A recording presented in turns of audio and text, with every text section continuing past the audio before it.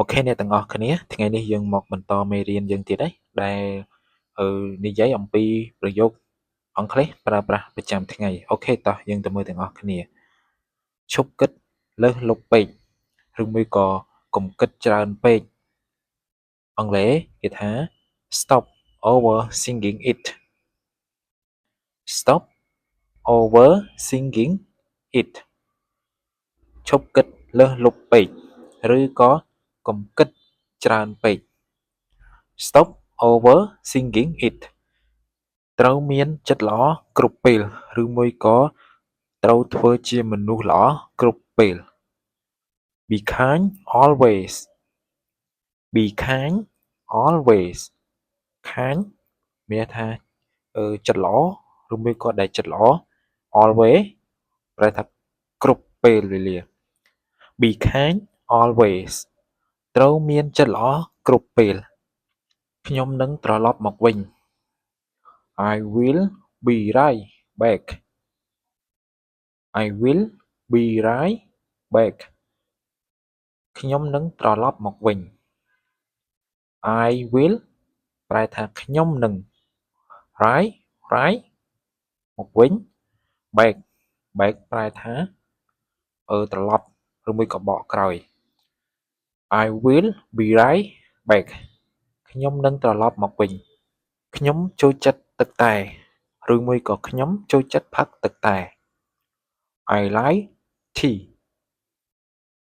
I like tea I ប្រែថាខ្ញុំ like ប្រែថាចូលចិត្ត tea ប្រែថាទឹកតែ I like tea ខ្ញុំចូលចិត្តទឹកតែឬមួយក៏ខ្ញុំចូលចិត្តផឹកទឹកតែសៀវភៅនៅលើតុ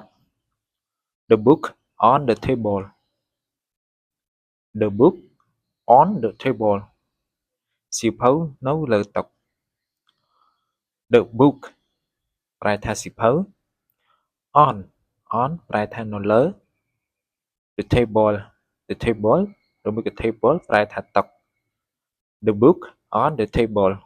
សៀវភៅនៅលើតុក្មេងប្រុសនៅក្នុងបន្ទប់ឬមួយក៏ក្មេងប្រុសម្នាក់នោះនៅក្នុងបន្ទប់ The boy in the room The boy in the room ក្មេងប្រុសនៅក្នុងបន្ទប់ The boy ប្រែថាក្មេងប្រុស in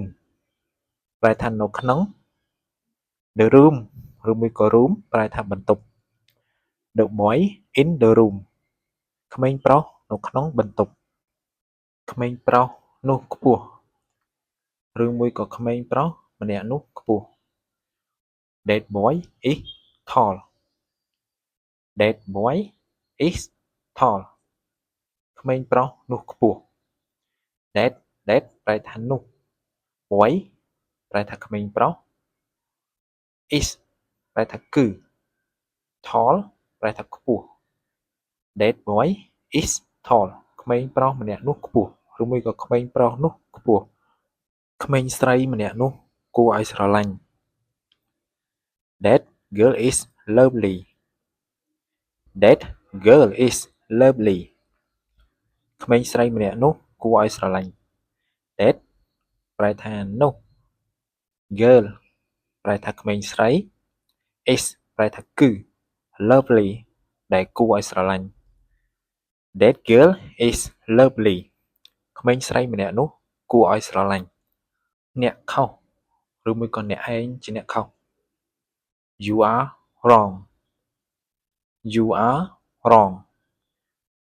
You are ប្រែថាអ្នក wrong ប្រែថាខុស You are wrong អ្នកខុសបងឯងជាអ្នកខុសដូច្នេះបងឯងត្រូវតែសុំទោសអូន You are wrong អ្នកខុសក្មេងប្រុសម្នាក់នៅទីនោះឬមួយក៏មានក្មេងប្រុសម្នាក់នៅទីនោះ One boy is here One boy is here ក្មេងប្រុសម្នាក់នៅទីនោះ One boy ប្រែថាក្មេងប្រុសម្នាក់ Here ប្រែថាទីនោះ One boy is here ក្មេងប្រុសម្នាក់នៅទីនោះសៀវភៅនោះពណ៌លឿង ឬមួយក៏សៀវភៅនោះមានពណ៌លឿង That book is yellow. That book is yellow. សៀវភៅនោះពណ៌លឿង That ប្រែថានោះ Book ប្រែថាសៀវភៅ Yellow Yellow ប្រែថាពណ៌លឿង That book is yellow. សៀវភៅនោះពណ៌លឿង អូខេអ្នកទាំងអស់គ្នាវីដេអូរបស់ខ្ញុំបញ្ចប់ត្រឹមនេះជាចុងក្រោយសូមពឹងបងប្អូនជួយចុច Subscribe និង Like វីដេអូរបស់ខ្ញុំនេះមួយផងដើម្បីឲ្យខ្ញុំមានកម្លាំងចិត្តធ្វើវីដេអូចែកចាយដល់បងប្អូននៅលើក្រោយទៀតបាទសូមអរគុណសូមជម្រាបលា